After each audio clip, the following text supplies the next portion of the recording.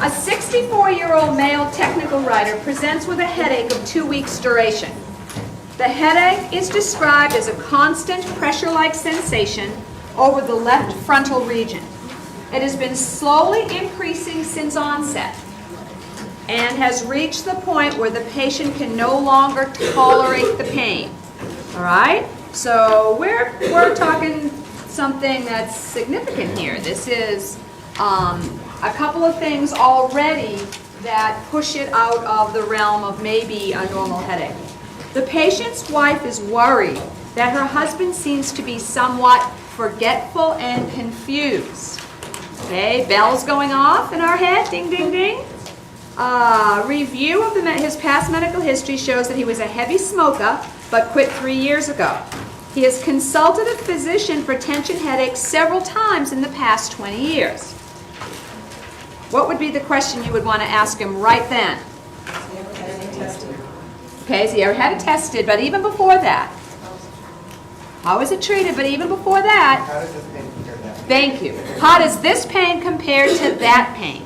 Because you want to know if this is the same pain syndrome that he had with these tension headaches, or is this pain syndrome different? Okay, you always want to ask that with anybody that has pain, that has headache issues. Okay, physical examination reveals a well-nourished patient. I love that term. Does that mean he's overweight? Who is bent over, clutching his forehead in his hands. Okay? Yeah, Nicole's face is right. I don't like that. There is some tenderness over the left forehead, but no conjunctival injection. Extraocular movements are intact. The pupils are 2 millimeters in diameter and minimally reactive to light. But you have to remember, think about how dark the room is, how light the room is, that kind of thing. Visual fields are full. The fundi cannot be visualized because the patient is unable to cooperate. Okay? Neurological exam reveals that cranial nerves are intact, strength is 5-5 in all muscle groups tested, and sensation is intact with respect to touch, pain, and proprioception. Okay, and we know what those tests are, right? Because we did those last quarter. The patient's gait and Romberg signs are normal. All right, so what do you want to know? Do we have vital signs? Okay, good place to start. Just his, yeah, we did. Maybe I didn't read it. His temperature is 37.8 centigrade.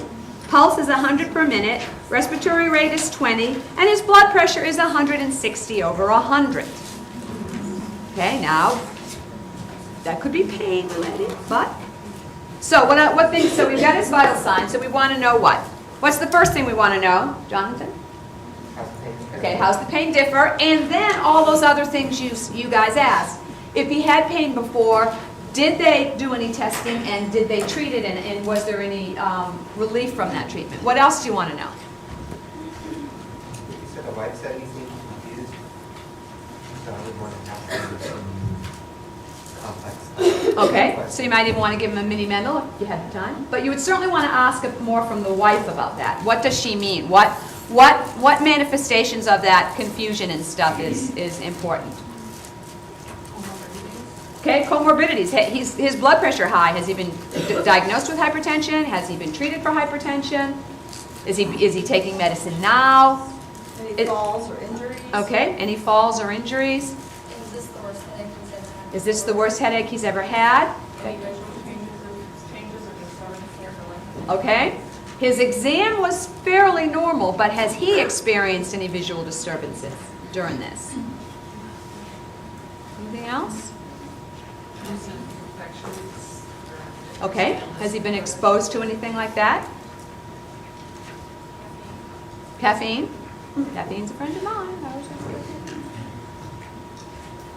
But he seems to be a little bit out of the realm of what we would feel comfortable with.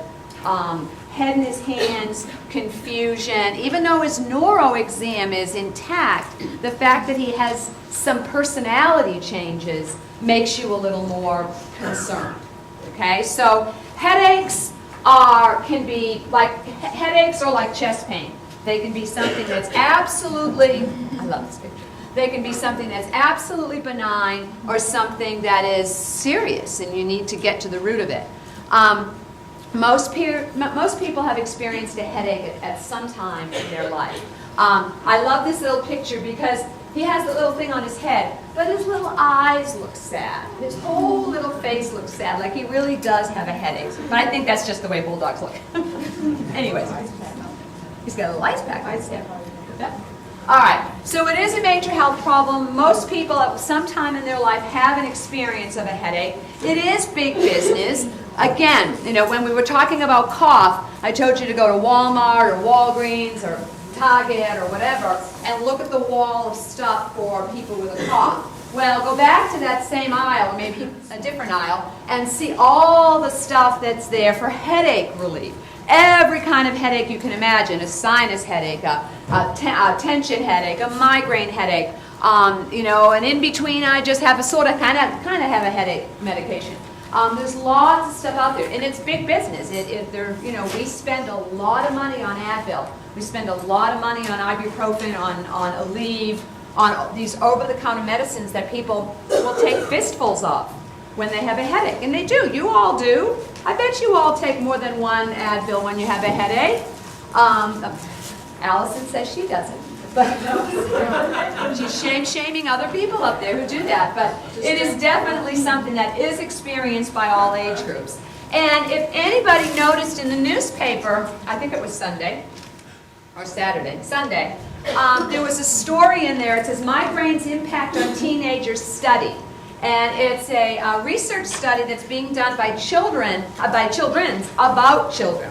And it says, researchers at Cincinnati's Hospital Medical Center want to know how migraine headaches affect teens' day-to-day lives. The Migraine Research Foundation estimates that 10% of school-aged children have migraines, and about a quarter of young women experience migraines by the time they reach college age.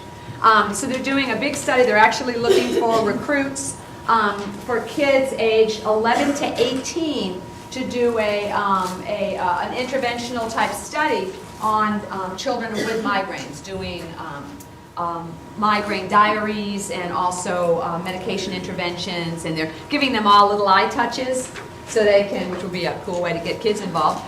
They're giving them all eye touches so they can record their experiences and, you know, kind of journal with their headaches. So it's definitely something that does go across all age groups.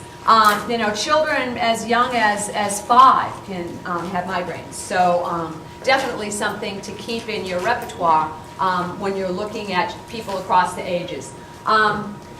People who have other comorbidities are more likely to have headaches.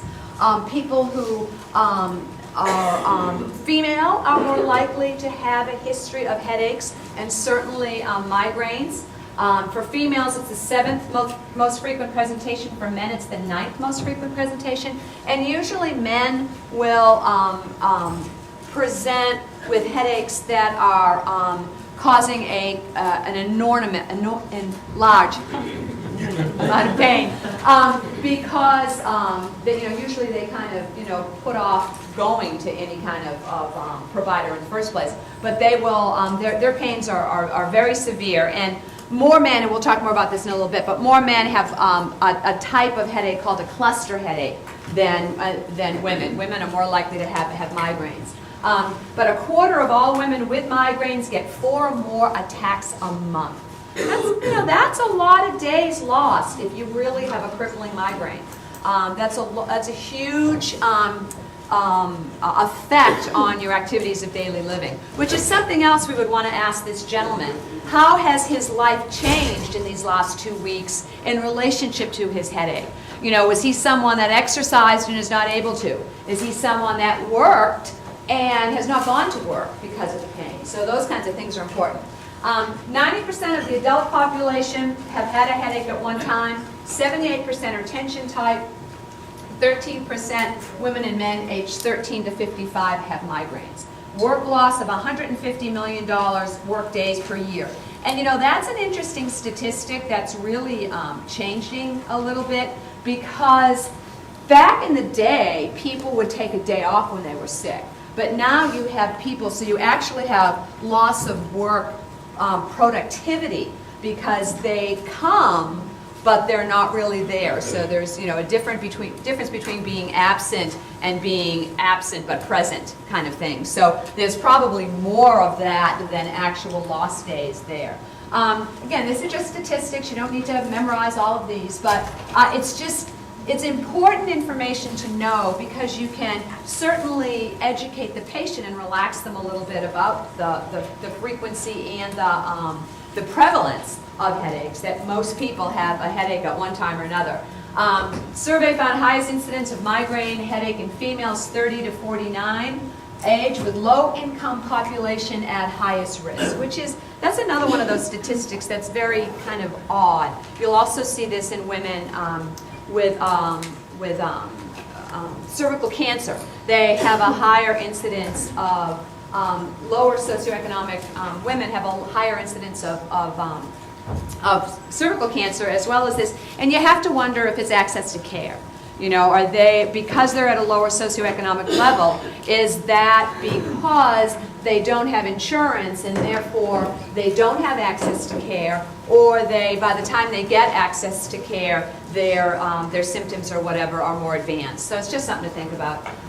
Migraine increases from infancy, peaks in the 30s and then decreases. More than 50% of sufferers have affected family member. There's definitely a relationship between family and and that's an important part of your of your history is let's see. I had this somewhere here. Migraines have a tendency to be hereditary. 4 out of 5 migraine sufferers have a family history of migraines. And this is really important with the childhood population. If one parent has a history of migraines, the child has a 50% chance of developing migraines. If both parents have migraines, the risk jumps to 75. So that's pretty significant when you're thinking about a marriage partner. So if you have migraines, find someone that doesn't have migraines. Try to be proactive here. But also too, it's something again to be able to be looking for when if you're dealing with children or teens or young adolescents. It's definitely something to keep in the back of your mind. Let's see, headaches can be common in children, somewhere between 4 and 10, and that statistic said 10 from the Children's Hospital. Many adults with headaches started having their headaches as children, with 20% reporting before the age of 10. Anybody have experience with that kind of a statistic, where family members or you yourself or whatever have had migraines starting at a young age? My son has migraines and his father Had migraines. Okay, so he had a 50-50 chance. How old was your son when he started getting them? About 10, 12. Yeah. Okay. Yeah, that's tough. Anybody else have a? My dad has my And you have? My nephew has. I'm sorry. My nephew has. And you? Yeah, it's a little. One of those fun family things that can get passed on. But it's important when you're doing a family history to ask about that. Because if you know this child or this person has, even if they're in their 20s, if they have a parent that has a history of migraines, then it certainly ups the ante when you're looking at your differentials. Most headaches in children are benign and not symptoms of a serious disease, which is good. They do run in families, and they can also interfere with participation for children. But they also can be a symptom of stress in the family as well. And that's something else that you want to make sure that you always look for when you're thinking about assessing children for this. I've got this big. They have little brains. All right, different types of headaches. Primary cause is something, if you sat at the computer too long and you get that pain in the back of your neck. I remember when my son played hockey, I would get a headache that came across because I would be holding myself because it was so cold in there, and I would be holding myself stiff, and then I would have to forcibly relax my shoulders because I could feel the headache just going up the back of my neck. So it's definitely a positional kind of thing. You can also have inflammation of the vessel and meninges, and we'll talk about that when we look at the pathophysiology of a headache. Vascular dilation, excessive muscle contraction, so there's the whole regulatory piece that comes up off the back of the neck that we'll talk about in a second, that puts all of those structures, it sets a cascade of events. Headache syndrome can be tension, migraine, cluster. Those are the three we'll talk about. Other things that can cause, anybody ever get a brain freeze, when you suck down a Mr. Icy from the Dairy Queen? You can get that cold stimulus headache. A benign cough or a chronic cough can give you a headache just from that sensation of coughing. Benign exertional. Now you have to be careful with that any exertional headache definitely needs to be worked up before you call it benign. Usually if you have someone who exercises and while they're exercising, they start to get a headache. It could be nothing, but it definitely needs to be worked up, because when you're exerting yourself, you have some increased intracranial pressure just by virtue of vasodilation and lactic acid buildup and all that kind of stuff. And it may be an indication of something that is an abnormality, so it definitely needs to be worked out. Sexual activity, now this isn't the old I have a headache thing. This is a headache that is brought on after a sexual activity. And that's again, it has to, most of the time is benign, but needs a little more investigation. And then post-traumatic, anybody that has had a head injury can suffer, and we'll talk a little more about that, but post-traumatic headaches for a while. Secondary types of headaches, these are the ones we want to rule out. These are the ones that actually have a causative agent that may be a organic issue that could increase their mortality kind of thing. So these are the kinds of things you want to rule out. So it has a structural or physiologic pathology, but this type in the headache biz, this is a smaller amount, 2 to 10%, but still significant and need to be ruled out. So any kind of lesion that's in the brain, any kind of vascular event that's in the brain, or any kind of infection in the brain. Those three things are definitely something that, you want to decide if does this person have a headache or does this person have bacterial meningitis? That's where you want to go with that. Does this person have a headache or does this person have a brain tumor that is, impacting the tissue in the brain that's manifesting these symptoms? So those are the kinds of things that you want to rule out. Then the other type, the metabolic, is something that the patient is ingesting that's causing that headache. Anybody in here get headaches from MSG? I do. So food additives can certainly cause. That's why a lot of people who eat Chinese food will say they get a headache, because there's a lot of, and there'll be some restaurants that have on their menu MSG with a little no sign through it. Because of that. So it is a fairly, I wouldn't say common, but it is an issue. Then there's certainly other nitrites that you find like in processed foods, and salamis and pepperonis and hot dogs and those kinds of things. Those can also cause a headache. And then there's certain medications where taking the medication causes a change, a dilation, or a constriction that will then present itself as a headache as a side effect. So, certainly ruling out these are very important. And then another type is a neuropathic type of headache, which you can see with patients that have a structural event that is causing that kind of pain. A lot of times people will have a problem with a tooth or a sinus infection, and they will have a headache resulting from that. Or they'll have herpes zoster, and they may have a facial nerve herpes zoster, and they may have a prodrome of a really bad headache first. There's also some, TMJ can cause a headache as a presentation sign or as a side effect of that physiologic change. So again, these all have their classic presentation.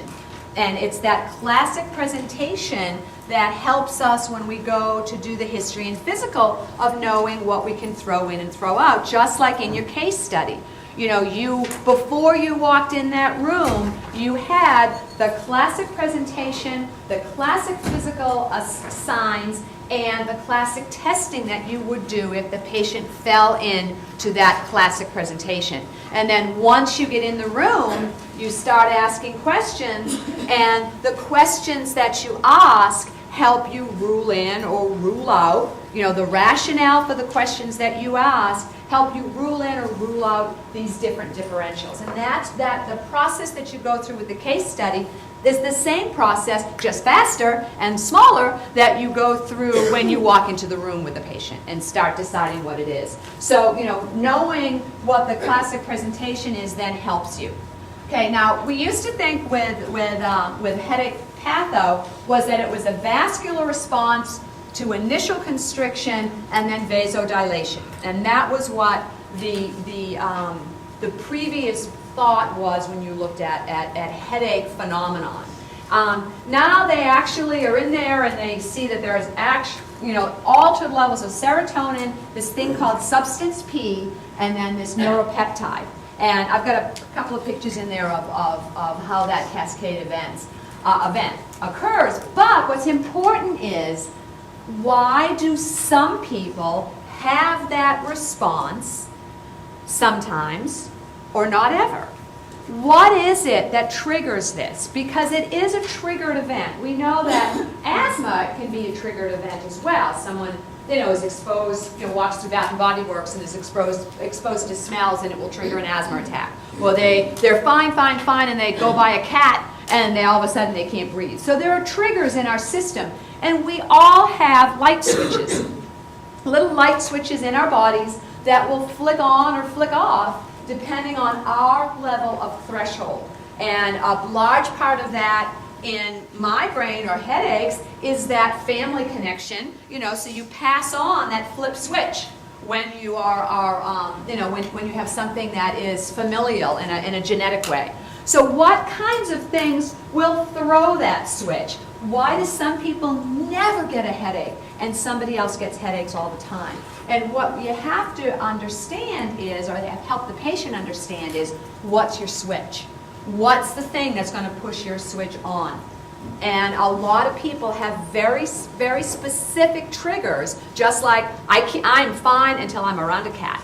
Or I am fine unless someone has really, bad perfume. I'm fine unless I eat stuff that has a ton of MSG in it. What is your trigger? I'm fine except for those days when I don't get enough sleep. Or except for those days when I get too much sleep. And you wake up and you're just kind of in a fog, and you have that dull headache that's there. So what are the triggers? In most of us, there's a balance between excitability and inhibition. So that switch is normally just right there in the middle, and then something will flip it on. And multiple factors when you're looking at headaches can cause that. So like I said, stress, weather, cold, changes in sleep, too much sleep, not enough, hunger. A lot of people will get a migraine if their blood sugar goes too low, and they will start to feel the headache coming on, and then they'll go, oh man, I forgot to eat this morning, or I've been too busy to grab anything, or all of a sudden you notice that your stomach is growling. So what is it that is that trigger that starts this this cascade of events when you're looking at someone that has a migraine? And when you look at these pictures, a lot of the I was just going to say, 4 or 5 years ago, I was diagnosed with chronic severe tractable migraines, and I've seen 3 neurologists and been on a trial of 30 medications. I had infusions, I did my feedback, I did Botox, oh my gosh, you poor thing. yeah, I had gone through it all. I had to carry intermittent medical leave, so I had to do so much work. I would get between 25 and 30 migraines a month. Oh my Lord. It was debilitating. Yeah. And of my own accord, just from talking to other patients, like I would feel like when I support them on sites and stuff, 3 different people had women my age have told me no. I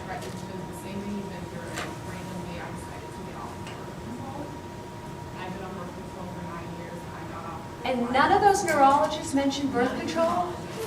That's the first thing I say is, I made a copy that I saw people outside of my plan, like, Oh, I wow. just to see anybody that could help me, and 5 months ago, I got off of birth control, my migraines were gone. wow, that's really important. I mean, to have that kind of migraine history of 25 to 30 a month, get worked up like that, and no one mentioned to you about, I had MRIs, oh my gosh. And so 5, you must feel like you're like, woohoo. I mean, 5 months I used to not to wear glasses on my head for from the, 10 minutes. because of the, Any little bit of pressure, any Wow. weather, I overwhelmed my eyes, and it never. gosh. Yeah, medications can certainly, and you saw up there, oral contraceptives is one of them that you have to think about. That's quite a story. Well, I'm glad you found it on your own, but after all that money spent, I'm sure, and not to mention aggravation. But wow, yeah, doing it yourself. Wow, that's really amazing. That's really amazing. But this just shows about internal and external changes that can stimulate that migraine. There's a lot of, not a lot, but there is some research that shows that migraines really are a form of seizure activity. Because if you look at the way the patients present, the spread of pain, the spread of outside symptoms, there's research that's looking at classifying migraines because think about it, what works well with migraines at a lower dose? A lot of your anti-seizure medicines, like Depakote. I mean, some people, did you read over on that? Some people, yeah, I was on that too. Yeah. Oh, great. Yeah. So sometimes that low level will help it. So there's a lot there's some research out there being done. But frontal headache, occipital headache, migraine headache, and meningitis headache. That's the nerve pattern that you're looking at of being accessed when these patients present with pain. And what happens is this trigeminal vascular system is activated, okay? Just think about this. It's not something that you have to memorize, but just think about it. When this is activated, and why is it activated? The switch is flipped for some reason. That activation is really the unknown part. Whether it's from a birth control pill, or it's from MSG, or it's from cold weather, or whatever. Once that's activated, these peptides are released from this area, the sensory axon, and these are substance P and something called CGRP. What happens then is it produces this sterile inflammatory response and local vasodilation. Nerve impulses are transmitted back into this area that's located in the brain stem. And then input from the upper cervical dermatomes is also processed in here, which may explain why about 80% of people have neck pain associated with a migraine attack because of this physiologic phenomenon. And here is this, and I put out a set of slides that are larger that you can see this if you want. But it's just looking at what happens with, again, the trigger, the activation, that local vasodilation, that stimulation of that trigeminal nerve area, the release of this medication, and then what does the release, the release of this substance, and what that substance then does all the way down to the patient, with the patient that we see in front of us. So there's a real physiologic phenomenon that occurs when someone does have a headache. I was going to say, my son, we treat his migraines with H2 blocker. Really? Yeah, for the allergic. For that component. That's interesting. Okay, so again, this is just another kind of schematic that shows you where all of this is taking place. And when you think of the innervation of the nerves in that area, it explains why a lot of patients have the symptomology that they have. Because of the eye pain, the neck pain, the jaw pain. A lot of times people who have a sinus infection probably have a migraine and don't have a sinus infection at all. But where their pain is, the manifestation of their pain in this event is there in the jaw and the face. Sometimes people have what we treat for sinus pain, and in fact what they have is an abscessed tooth.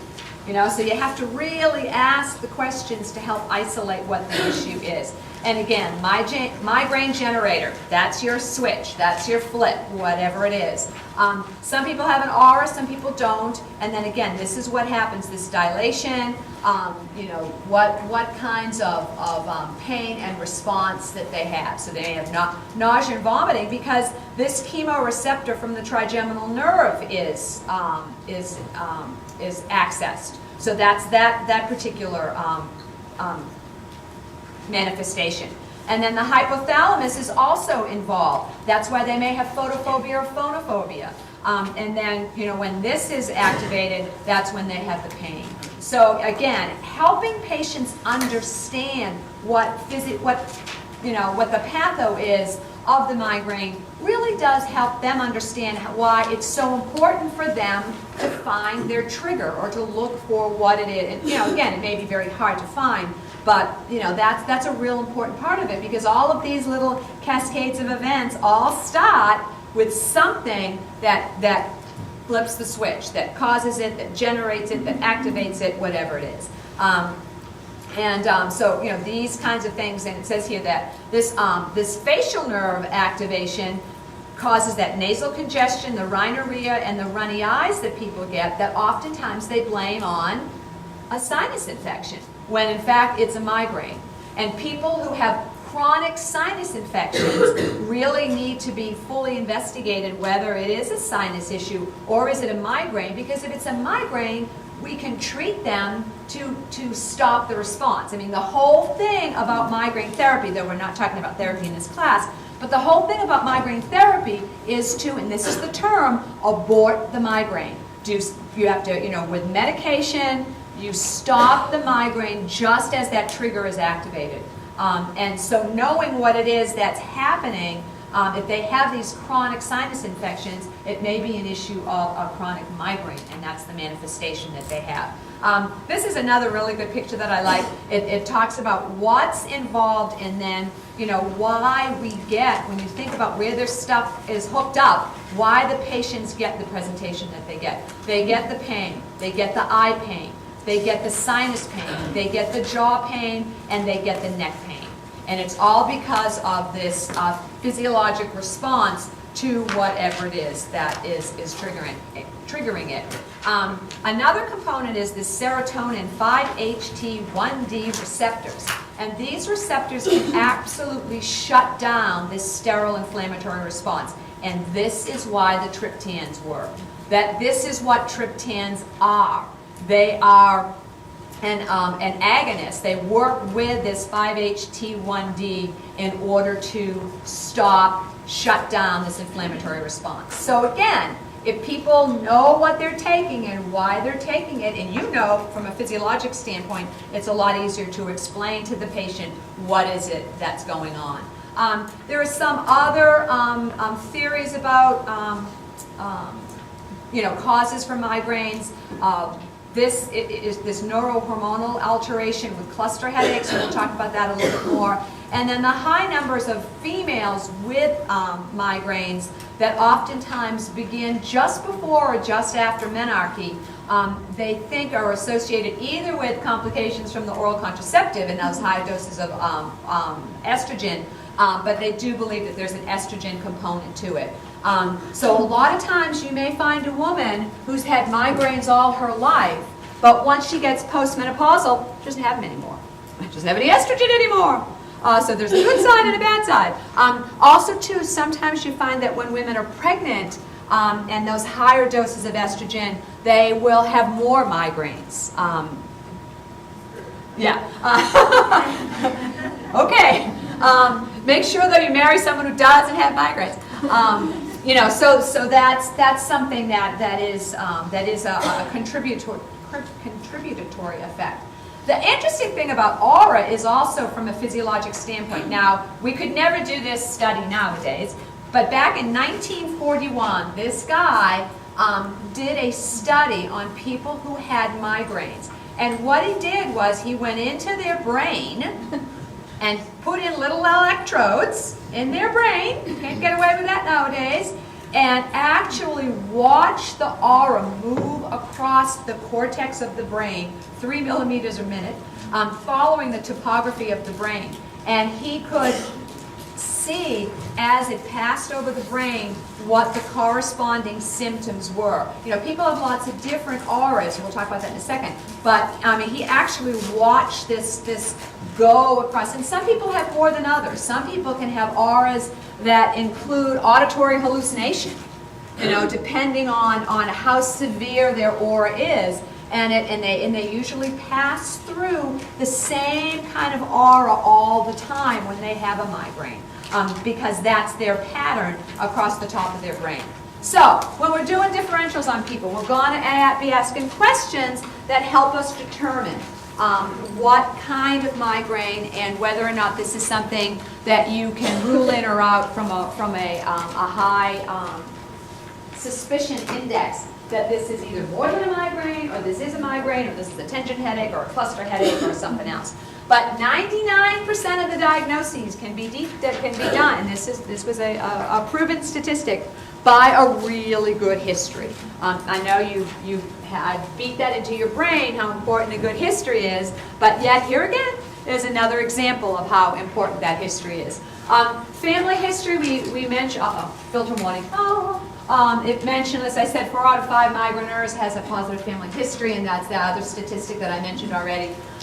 Previous headaches, comorbidity of depression certainly can be either a trigger or a manifestation of if you have chronic headaches and you are missing major things in your life month after month, by golly, that's going to be kind of depressing. You know, so it's one of those chicken or egg things. Substance and physical abuse, stress, triggers in there, heart disease, hemoglobin less than 10, you're having poor oxygen uptake around the body, and that can certainly be a trigger for some people. Socioeconomic status, we talked about, stress, alcohol, drugs, over-the-counter meds, all those kinds of things, patterns, diet, exercise, sleep patterns, where you work, what you're exposed to, just like everything else. All of those important things are questions that need to be asked. Medications that they're on, caffeine. Caffeine has a huge impact on people with headaches. And the squirmy thing about caffeine is most people, if they get up in the morning and they have a headache, they'll go and get coffee for their caffeine. So a lot of times the caffeine isn't what's, I don't want to say isn't what's causing it, because it is, but it's the lack of caffeine that brings on the headache. You drink the caffeine, it goes away. Now, if you try to decaffeinate yourself, remember I talked about how caffeine stays in the body, you can get wicked headaches as you're decaffeinating yourself, for up to 2 or 3 weeks after you've stopped taking caffeine. So there's definitely a synergy there between cause and effect when you're looking at caffeine. Calcium channel blockers, I will say again, oral contraceptives, nitrates, and then these other things that can lead to a trigger for someone to have a headache. Poor air control, strain of your eyes, poor lighting, all the things we had heard in college, and exposure to carbon monoxide, obviously. And that sometimes is a lot of ways that people find out they have slow leaks in their heater and stuff. Is they move into a new place and all of a sudden they get these headaches, and they've never had headaches before, and you work them up and there's nothing there, and then come to find out, you ask some questions about the environment that they're living in. And that may also go back to the person with a low socioeconomic status. What's the environment that they're in that may be giving them triggers for their headache. So we want to know when it started, what age they were, their family history component. Do they have a prodrome? Do they feel anything? Do they see anything? Do they smell anything? Do they hear anything before the headache starts? Because that's an important component to it. What's the pain like? The quality of the pain? The timing of the headache? Well, I get it this time, or it seems to be first thing in the morning, or there's no pattern at all. Did you have any pattern to your timing? 25 out of 30 days, I guess you probably didn't have any timing. Every day was my timing. So, that can be important, because when you find the timing, what do you look for then? You look for the trigger. You look for, if you know that it always happens at this time of day, okay, what are you doing just before that time of the day? Because something is triggering that. And then, up to 10% of patients with a headache that is worsened by exercise or position change, that's why I said that exertional headache needs to be evaluated, is because of increased intracranial pressure. And that may be because there's maybe a lesion or a small bleed or something else that's going on that needs to be investigated. But, it's kind of like painless hematuria. You've got to investigate painless hematuria, you've got to investigate an exertional headache. Okay, here are just some triggers for migraines. Just some triggers of migraines. Again, you don't need to memorize these, but look at them all. These are, issues, and these are foods. Any of those can trigger a migraine. It depends on that particular person and what flips their switch, so to speak. So, it's important that patients understand. Most patients have no idea that, what they're doing may be contributing to the frequency or to the level of pain that they have. So, all of these kinds of things can cause it, and all of these kinds of foods can cause it. So again, this is a good handout to have for your patients, so they can understand what it is that may be at the root of it. And like I said, you can go on the internet and lordy, there's a gabillion things out there about migraines and handouts and that kind of stuff. You want to know, like we wanted to know our guy, what helps you? What doesn't help you? What makes it better? What makes it worse? It's worse when I exert myself. It's better when I go in a room, the room is dark, I put a cold cloth across my head, no sound, and nobody bothers me. And I need to do that for 2 or 3 days for the migraine to be gone. That's a huge interruption in someone's life. And the life of the people around them, their work life, their social life, all that kind of stuff. So it's definitely not a good idea. Associated symptoms, and you'll see why these are more important when we get to specifics, but do they have any nausea and vomiting? Do they have nausea and not vomiting? Do they have both? Do they have phonophobia and photophobia? Do they have both, or do they have one or the other? Phonophobia is noise. Noise bothers them. Photophobia is light, obviously. Light bothers them. They're fine if the lights are dark. Or I've had patients that walk in and they wear sunglasses in the room because the room is too bright. You have to kind of turn off the overhead light and just use maybe if you've got a desk thing with a light that's under it to help them. And then these other things. Scotoma is a shimmering field a shimmering spot, kind of looks like a little, like you would imagine an oasis would look out the corner of your eyes. Usually not centrally, usually these are all peripheral. Photopsia is sparks or flashing, some people will see that. Metamorphosa is a distortion of shapes.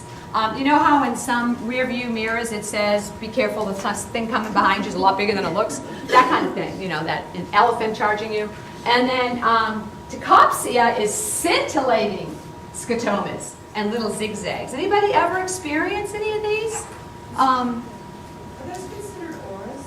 Yes. Okay. Yes, these are prodromes or auras that people may have. And that's why you want to ask about it, because you want to make sure that isn't... Did you have any of it? Yeah? Of course you had the best. You had it all, right? God love you. Anybody else have any of these kinds of things? Are these different than an ocular migraine? It's not the same thing. No, but they could have something like this as well. But this usually, the thing about prodromes, whatever they are, the auras, and we'll talk about this in a second, but the aura starts before the headache. And that's where you may have a difference, because with the ocular migraine, it usually is at the same time. That's part of the headache. That's different. These start before the headache, and once the headache comes, the prodrome, the aura, goes away. And that's a real, and I was going to say this in a second, but that's a really, really, really important thing when you're looking at differentials. Are these bilateral? Can be, yeah, usually. So this is what a scotoma would look like up the side of your vision. I wish I had these moving, I don't. But you can see that they're kind of like fuzzy kinds of spots within your vision. Sometimes you can see flashing lights, sometimes now this is not the little floater that you might see. Sometimes you look out and you see like a little black floater going across your eye. It's not that. These are activities that you notice. Associated symptoms, okay? You want to know if the patient has any associated symptoms. Unilateral upper or lower limb weakness, aphasia, arthralgia, paresthesia, numbness. Those are all pretty high-end auras. And usually the thing that you have to remember is if they have any numbness, if they have any speech change, if they have any of those central nervous things, they're gone once the headache starts. Because if they're not gone and they persist, it could be a neurovascular event. Okay, so those are pretty high end. Ipsilateral, remember what ipsilateral means, one side. Ipsilateral rhinorrhea, mydriasis, or lacrymentation. That's a classic presentation of a cluster headache. So that's an important component that you want to know about. Clicking, locking of the jaw, bruxism. That might be TMJ. What's bruxism mean? Grinding your teeth at night, yes. Okay, fever, chills, night sweats, malaise, myalgia. Is that a regular headache? No, those are, remember, constitutional symptoms? Constitutional symptoms, fever, chills, night sweats, malaise, those kinds of things, knock it out of the ballpark. That's different. That makes you realize, okay, I'm not on the headache path, I may be on some other pathway, and that's important. And usually they're able to point to the headache. Oh my God, it is like a hat band around my head. Or oh my God, it's right here. Or oh my God, it's right behind this eye kind of thing. They're able to point to a location, and that's helpful too. What do they look like? Are they anxious? Are they depressed? Are they in pain? You know, have they have a recent history of head trauma? You maybe have a post-traumatic headache. Have they had any kind of abuse? Are they in a, you know, that kind of a relationship, and that's where the issues are? And then their eyes. They should have a normal eye, you know, a normal exam. They shouldn't have one pupil that's fixed and dilated. You know, that's not normal. They should have you know, they may have some discomfort if you're shining a light in their eye because of the photophobia, but they should still have a pupil that is responsive to that light.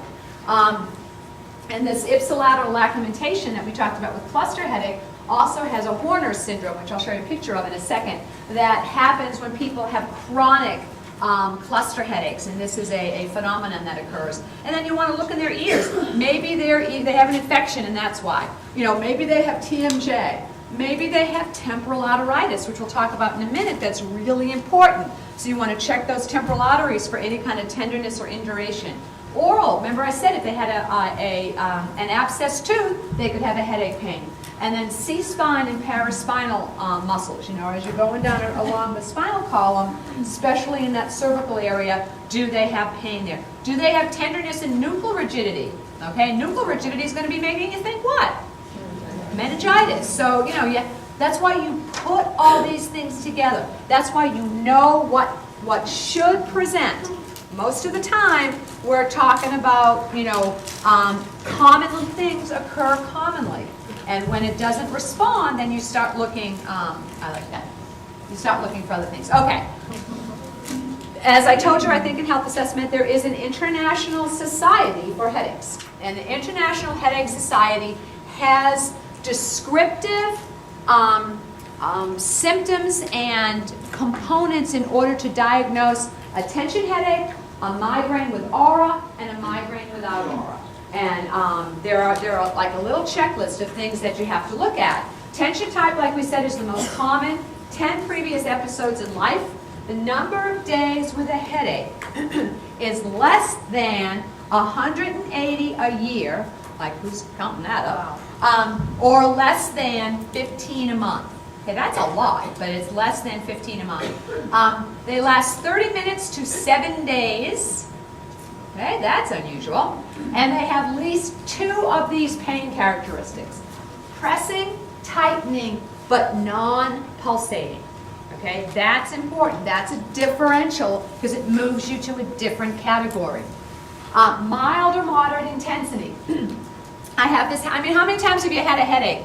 And you just barrel on through your day. You have a headache, but you can still do what you need to do. You can still, walk up a flight of stairs. And it's usually bilateral. The classic presentation of a person with a tension headache is the hat band.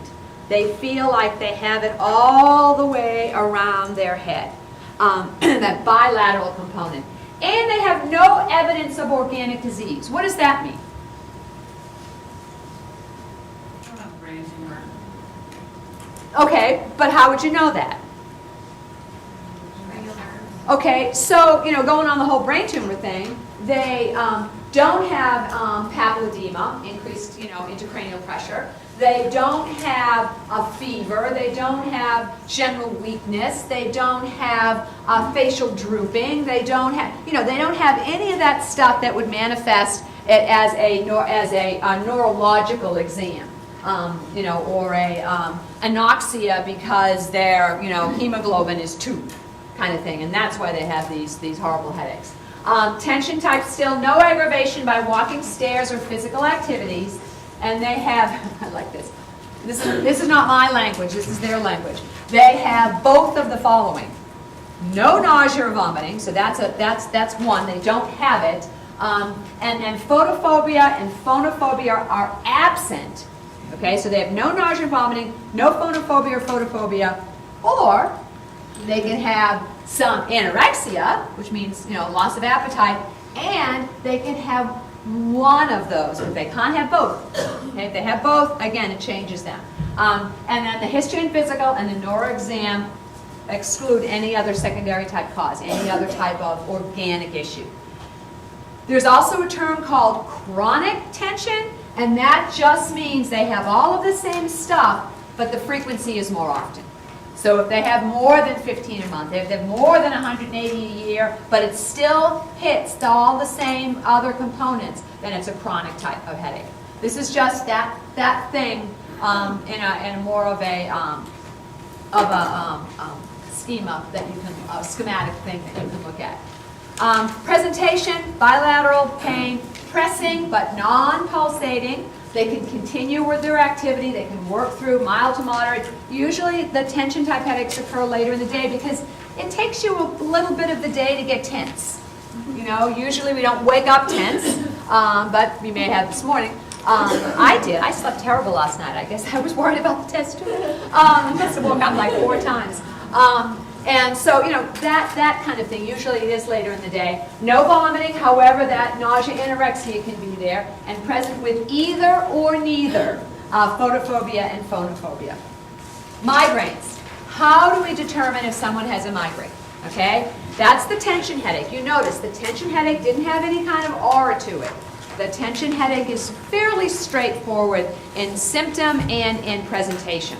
So, a yes to any one of these 3 questions was developed by a team of physicians who study migraines. It's a society, and they said that any yes to the following can effectively identify a patient with a true migraine. Has a headache limited your activities for a day or more in the last 3 months? Are you nauseated or sick to your stomach when you have a headache? And does light bother you when you have a headache? So they're saying that yes to either of those questions can put that patient in a migraine. Other essential questions that are out there is, do you experience headaches severe enough to see a, they said physician, I put in provider. Are your headaches accompanied by other symptoms? And are your headaches intermittent, which means non-daily? These are all kinds, they're all getting at the same thing. Do you have headaches that interfere with work, social, or family function? Has your headache pattern been stable? Okay, the big thing about migraines is they have a lifetime of migraines or a lifetime of headaches, but if they say that this is different, then that's cause for you to investigate. Because these are people who have suffered with migraines or headaches for a number of years. And for them to say this pattern is different, it's like the person with angina. you know, I have angina. I know what chest pain is like, and this isn't it. This is not my normal chest pain. That would make you nervous. Same kind of thing here. This would make you nervous. If that normal pattern has changed in any way. How frequently do you experience your headaches? Any change in frequency, intensity, or duration is important.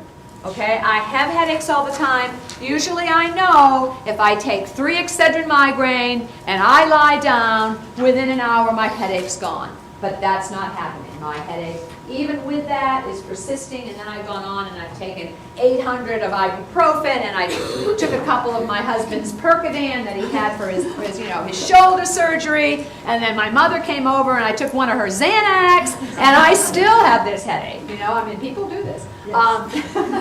People do this. So, you know, has that changed? Because change is important to us as providers to diagnose when something is not the same as it normally has been, because it could be, you know, it could be something else. And it also could be, what it says here in that last sentence, is the whole concept of rebound headaches, which is a phenomenon that people get by using too much of their medication. They get this rebound effect, and the headache oftentimes is worse than the first headache that they had that started it all.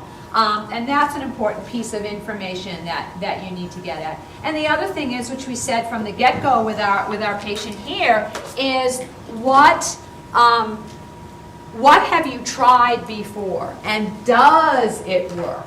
And why didn't it work this time?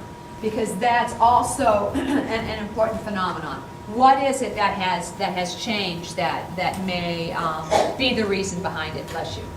I wanted to say, I work in the ER. People come in all the time and they say they have migraines, but they've never been diagnosed with migraines.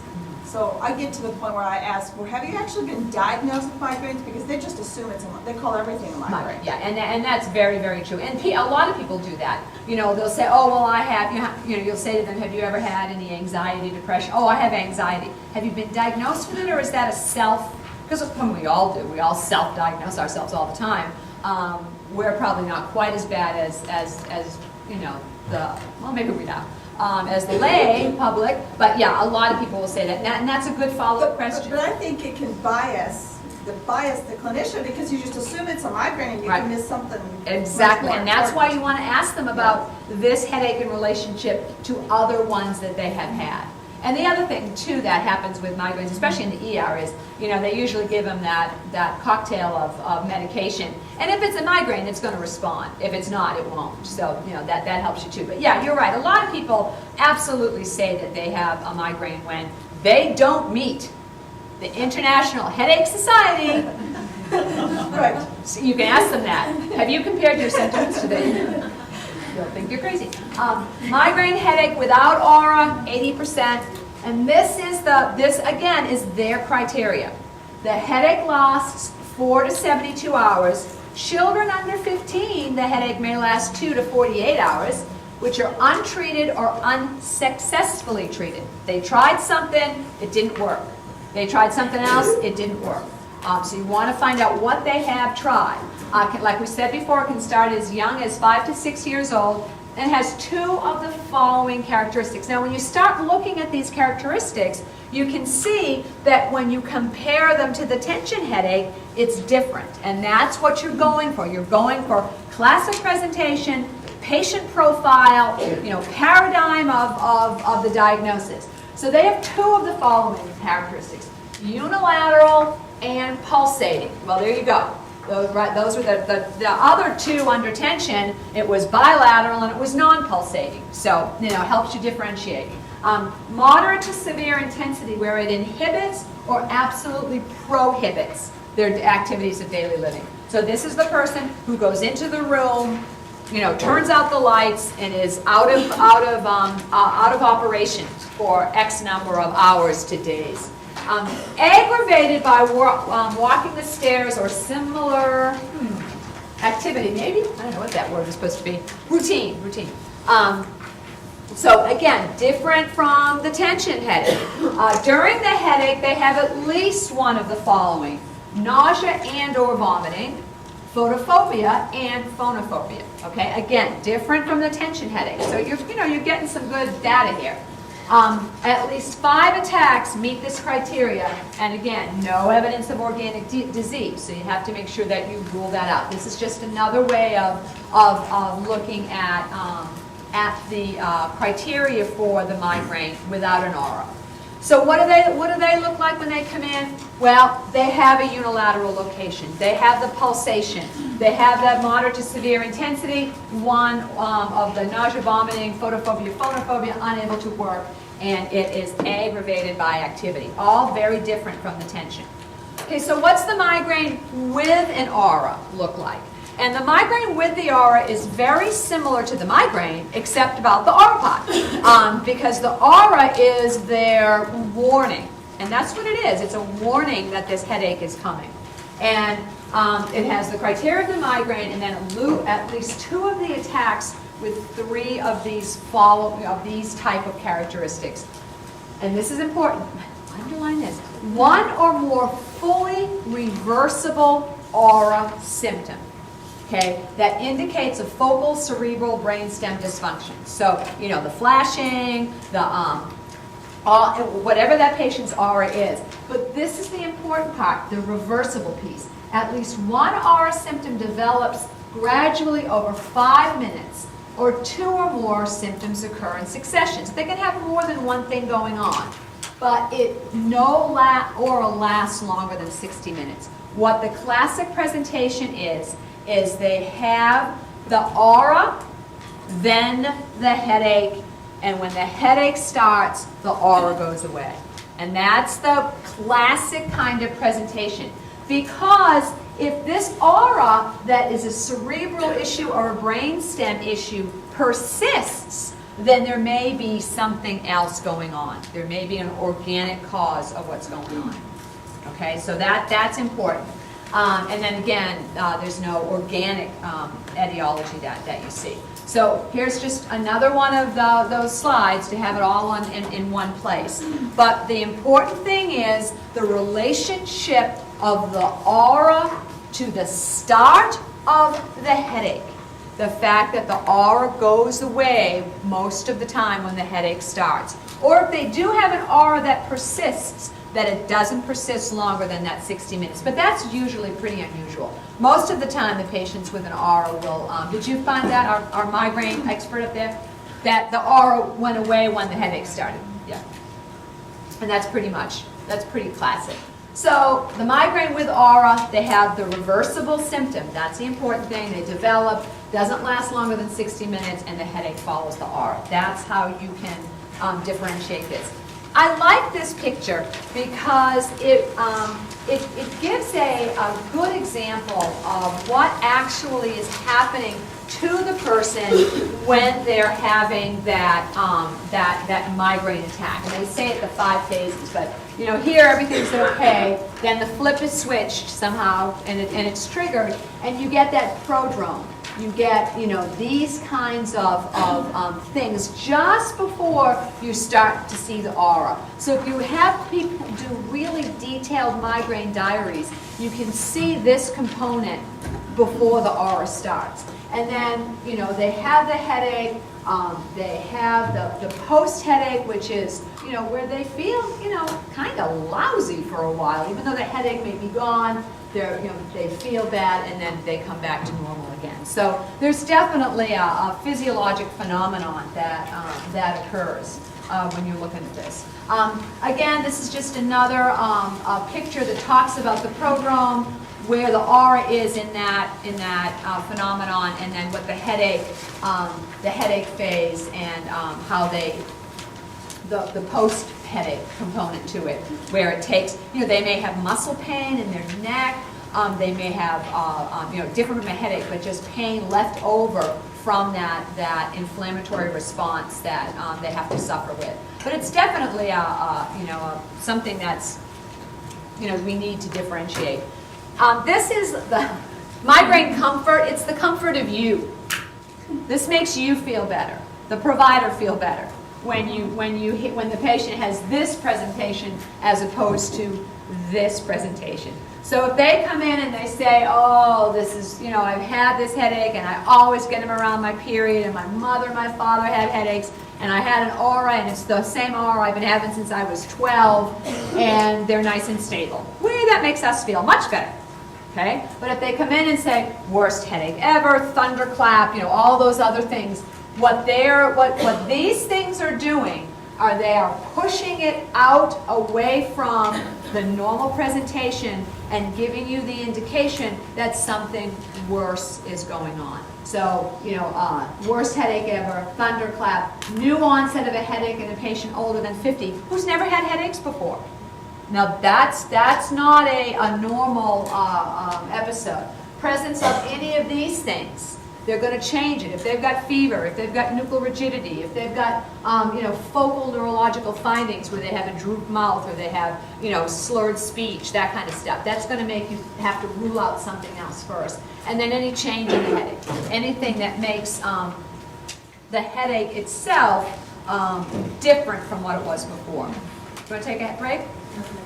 No? Yes? No? If you want to take a break, go ahead. Some people want to march on. Huh? March on? All right. But if you have to go to the bathroom, go ahead. Or if you just can't stand the sound of my voice anymore, it's okay. All right. The other kind of phenomenon of a headache that is not up there with migraine, with and without aura, or tension headache, is a phenomenon called a cluster headache. Has anyone ever seen anybody in one of these?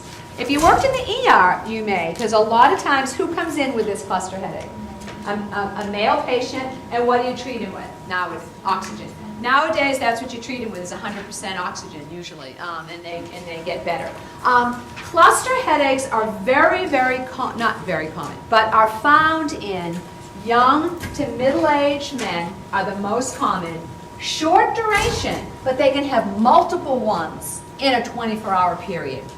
The trigger for this seems to be related to alcohol, binge drinking, that kind of stuff. And so, you know, that certainly, it doesn't have to be, but there is a relationship there. What they have is excruciating pain behind one eye. I mean, they are in agony. And it's very local. They can point right to where it is. And they also have this ipsilateral lacrimentation. They'll have a runny eye, a runny nose on that side where the headache is. And those are the things that help you diagnose it. They also usually have it come on them during the night. They will wake up with this excruciating pain. You know what we say about anything that wakes you up, that's important. And then again, that's where the alcohol comes into place. They may have a physiologic change called Horner syndrome, which I'll show you a picture of, that is usually develops over time. They can have it at the moment, but most of the time it's something that, with chronic cluster headaches, they develop this. And like I said, it's often precipitated by alcohol or stress. So, the International Headache Society has something to say about cluster headaches too. Severe unilateral, orbital, supraorbital, or temporal pain, peaking in 10 to 15 minutes. Pain rapidly resolves, but they can cycle. They can have the frequency of 1 to 8 a day, and you know that gets them scared. I mean, it's a bad kind of pain. And then this is what it is associated with, that conjunctival injection, rhinorrhea, and lacrimentation on the ipsilateral side. And then they can also have some of the nasal congestion, facial swelling as well. So there's the criteria for the cluster headache. And again, it's very different than the migraine. It's very different than the tension headache. Wakes them up at night. Severe excruciating pain, can reoccur 1 to 8 times during that same day. They have very specific presentation of the ipsilateral lacrimentation, and they can have the changes in the pupil as well. I put in Horner syndrome, and these pictures came up first. I love the vet stuff. It's just great stuff. But what you can see, I have a picture of a human too, but what you can see is this abnormality in their eye that's related to I don't know if they have migraines or not, but that's what it is. But here it is in a human being. It's characterized by an interruption of the oculosympathetic nerve pathway somewhere between its origin and the hypothalamus. Remember we had, when we were looking at the physiologic components of a headache, how the hypothalamus was involved, and this is part of it. And it presents as flushing, ptosis, so remember what ptosis is, the dropping of the eyelid, pupillary miosis, which is a contraction of that pupil, and an inability to produce sweat on that side of the face. Now what happens is they can have this as an event during a cluster headache, but this can be a post phenomenon that persists. Even if they have chronic cluster headaches, this Horner syndrome can be a persistent feature that because of that interruption of that nerve that can go on, not just when they're having a headache. Other things that can cause this Horner syndrome: cluster migraines, trauma, cerebral vascular accident, and these other kinds of things. But it is that ptosis of the lid, that constriction of the pupil, that is the classic presentation of a Horner syndrome. Horner syndrome is an awesome question for a board certification, just so you know. Okay, some other things that can cause a really bad headache, but it's a really bad thing. Okay, and one of them is a subarachnoid hemorrhage. Sudden onset, anytime, maximum intensity. This is the patient that said a thunderclap headache, worst headache ever, okay? But they also will have some neurological changes. So any neurological change is going to what? If this kind of headache pattern, they've never had it before, it's the worst one they've ever had, and they have some of these things like oculomotor nerve palsy, papilledema. It's going to move you out of your traditional headache and be thinking of something that has a headache component to it, but it is not a headache that is a non-organic one. And this is great pictures of little aneurysms. Here you can see one here and one here. And if those blow or those leak, you're going to get pain. You're going to get a patient with pain. Here's the circle of Willis. Obviously this is from autopsy. You know the circle of Willis in the brain where the circulation is, and this is a aneurysm that blew in this patient. And here's another picture of another aneurysm. Here is a picture of the brain after a subarachnoid hemorrhage, and you can see the blood all over the surface of the brain that's not supposed to be there. Another type of headache that I mentioned that's real important, that's not part of your classic presentation, and you will see this, I promise you will see this. Pediatrics won't, but anybody else will. You may see it in the hospital, you'll see it as a family, adult, you'll in the ER, is something called temporal arteritis. And has anybody heard of it or seen it before? And temporal arteritis is important because if it's not diagnosed, the patient will go blind in that eye within 1 to 2 months. So temporal arteritis is something that you would have in your list of differentials for suspicion when you have someone that presents like this. They're over... Somebody asked me something? I'm sorry, I thought I heard something call. Patients over 50, okay, that's an indication that, a change. Female to male, 2 to 4 more times prevalent. New onset, localized headache. And what you have is it's in the temporal area, that temporal artery area. And what the patient will say is, when I wash my face or I comb my hair, it hurts. Right there, right? It's real scalp tenderness right in that particular area. Sometimes when you have your, if you have ever had long hair and you wore it in a different direction, and then you normally wear it, and your hair, it hurts right there. That's that kind of scalp tenderness, though a bit more than that. They can also have a polymyalgia syndrome where they have aching or stiffness of of the trunk and and proximal muscle groups to that area. But the thing that's most classic is the scalp tenderness, the malaise, anorexia. They may have a mild fever. They could have some jaw pain or throat pain. Okay, and it's very different. I mean, they're going to come in and say, my head hurts. I have a headache, but it's not really a headache. It's related to this. And they also could have temporary visual changes, including blurring, double vision, and this other thing called amaurosis fugax. And actually, one of my former students, this was her capstone. She wrote an article about this because she saw it in the clinical setting, had never heard the term except for hearing differential.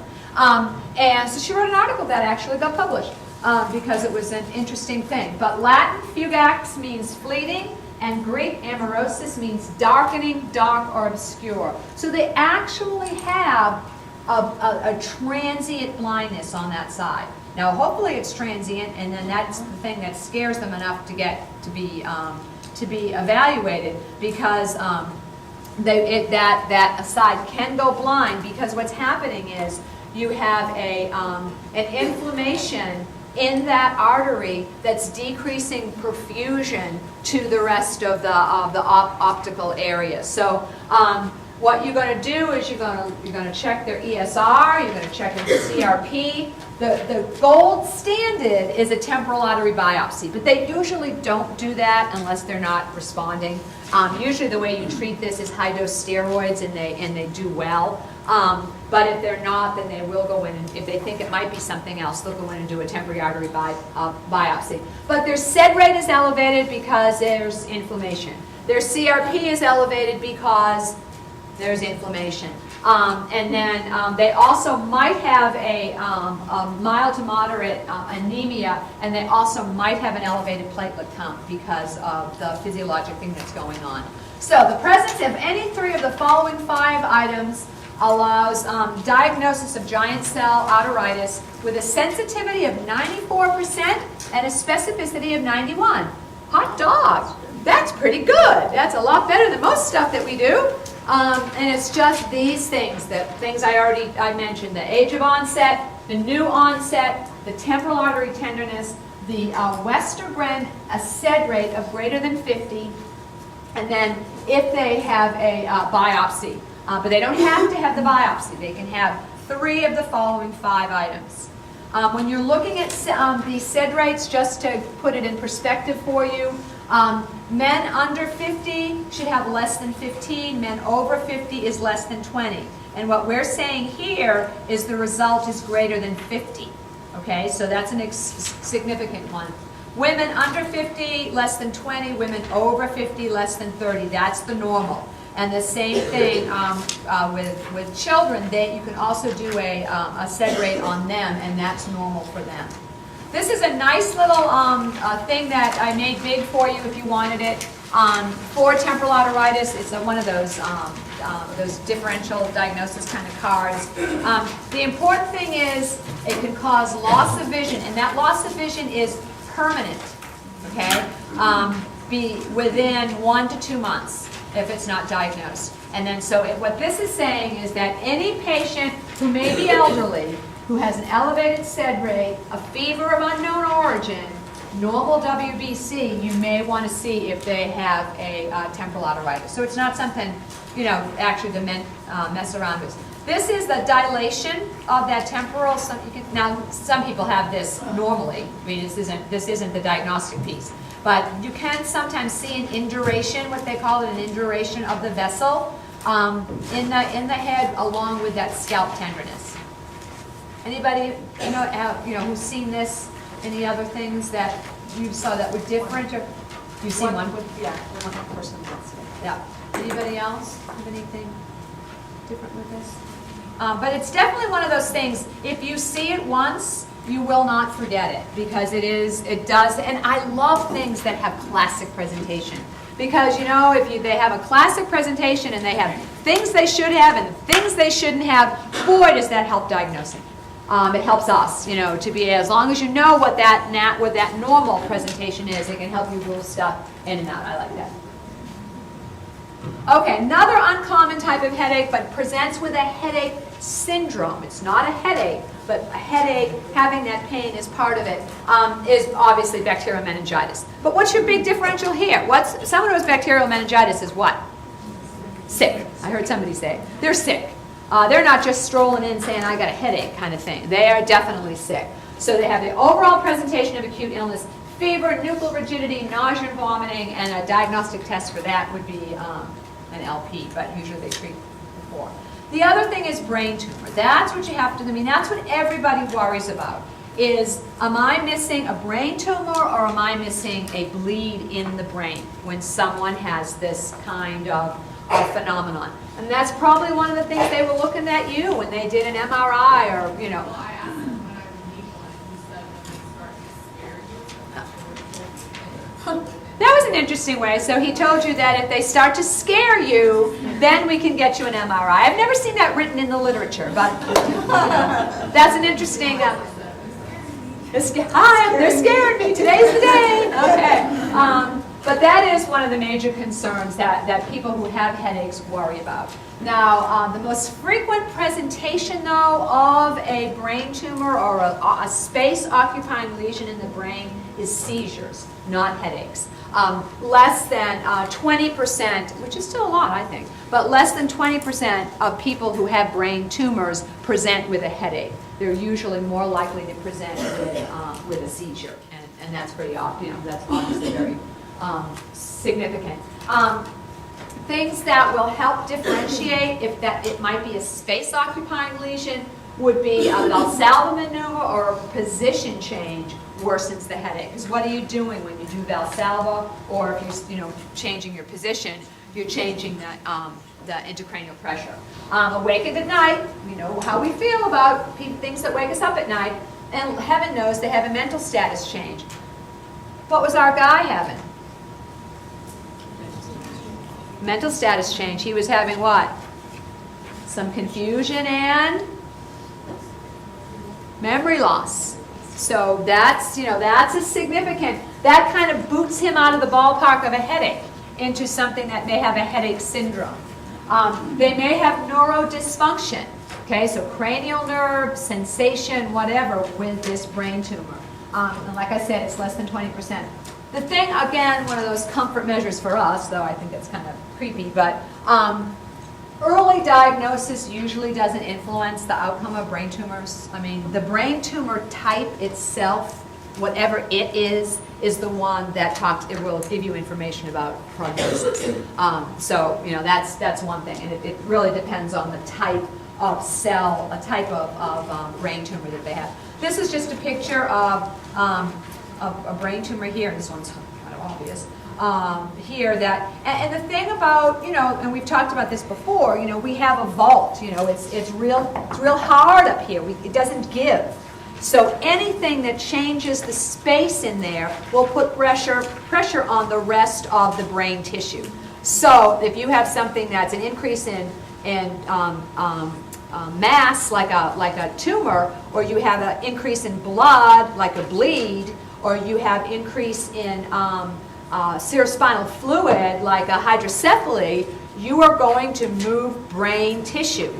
And even if you move brain tissue an itty-bitty bit, you're going to have some kind of a corresponding physical phenomenon that occurs. I mean, if you had, it's the problem like with abdominal, we talked about last week, with abdominal cancers, they can grow and grow and grow because there's so much space in there before they hit something that might cause a symptom. Whereas as a brain, when you think of where those cranial nerves are embedded in that brain, all you have to do is have a little shifting of brain tissue that impacts it that can give you a physiologic response or symptom that goes along with it. Other kinds of uncommon headaches, the sexual headache, oddly enough here, look here, men more than women, but this is the post-sexual headache. It's a sudden onset during or after orgasm, increase with Valsalva, and you do need to differentiate it. You do need to ask questions and do that really, really good history to see if it is related to orgasm or it's related to something else. Eye strain. Wait. How do you fix that? I mean, that doesn't seem fair. How do you fix that? Yeah. don't know, abstinence? No, yeah, it depends on how bad it is. If they know that, if they can expect it, if this is, if this happens to them, then they can take something pre-intercourse to abort it. But yeah. Everybody go home and now use a different excuse. Eye strain. You know yourself if you sit at the computer too long, or you read a book, or your Kindle, or whatever you're reading, and you don't, you can feel your eyes start to hurt. People are rubbing their eyes right now; they're in such pain here in the room. And you also might have that cervical muscle tension. But again, that very well could be a headache, a real headache. Yes? What's SAA? Subarachnoid hemorrhage. And then a sinus headache, we talked about that already. Is this sinus headache really a sinus headache, or is this sinus headache a migraine? And that, you determine that, because if it's a sinus headache, they'll have that frontal pain. They could also have that with a sinus infection. But what do usually they have accompanying that if it's truly sinus? They may have a recent upper respiratory infection. They may be blowing their nose and it's, orange and yellow and green gunk. They have other stuff going on that will help you differentiate it. Post-traumatic headache, 1.4 million people who have had some kind of a head injury will have post-traumatic headaches. The thing about it is it can last months to a lifetime.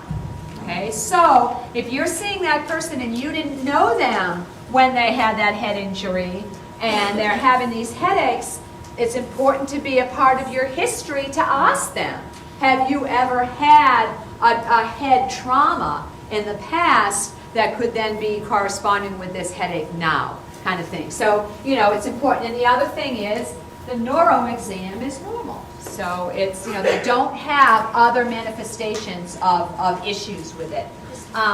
Diagnostic testing. Christine, Yes, I'm sorry.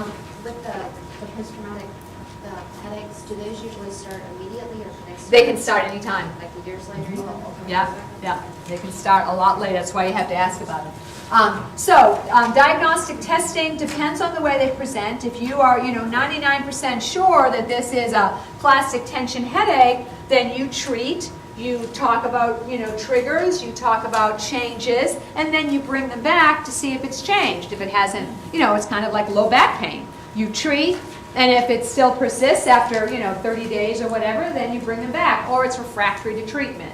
What is it, how are they presenting? If they come in, worst headache ever, nuchal rigidity, well, you're not going to sit around for a few days. You're going to send them, to the ER or wherever and get some kind of a scan. So it depends on how they present. History, like I said, is the diagnostic tool. Utilize the criteria that are out there. And then the American Academy of Neurology does have neuroimaging guidelines. And of course, like I just said, a headache is the worst ever experience, and like from the beginning when I mentioned the onset of a headache with physical exertion, because that could indicate some kind of a space-occupying issue that is causing discomfort when there's increased intracranial pressure. So that's an imaging reason. The other thing is this HIT6. I don't know if anybody, it was one of your readings. I don't know if anybody looked at it. But it is a good thing to look at because it's very helpful in diagnosing migraines. It has a little sheet for the patient to fill out. It has a quantitative component to it. If your score is such and such, you have mild, moderate kind of thing when you're looking at migraines. So I would recommend looking at that. The other thing is the migraine diary. I use that a lot for people, just talking about trying to look for that trigger. When do you have it, what time, what season, what are you doing, what did you do just before, what did you do after, all those kinds of things that can help. Is it related to menses, is it related to sleep or not enough sleep? All those kinds of things really do help, because when you go back to think about the criteria for the different types of headache, getting that criteria come from the questions and the monitoring that you do. Other things that will be guidelines for neuroimaging, decrease, obviously, alertness or cognition, nuchal rigidity, abnormal neurological findings, worsening of a general, condition. So somebody comes in and you're working in the ER and you say, well, let's just sit on them for a little while and watch them, and then their level of consciousness, changes, and they, have other issues going on, so it worsens. New headache that persists for more than 2 months in a patient in the 40 to 60 years of age that they have never had before. So what are all of these guidelines? What are these guidelines? They are symptoms of other kinds of headache syndromes. That none of the things up there that's a guideline for imaging is related to the classic presentation of a tension or cluster or migraine with or without aura. All of these things have thrown the patient out of the classic presentation, the paradigm that you're looking for. It has thrown them out of it. Just like the person that comes in with a cough but also has night sweats, they're immunocompromised, and they have bloody sputum. They're not a regular upper respiratory infection. They're something else, because it has thrown them out of their classic presentation. And that's, these things make sense when you look at what the other, what the phenomenon is that's going on. Other reasons you might want to get a CAT scan: change, we talked about that already. Refractory to proper treatment, we mentioned that with everything.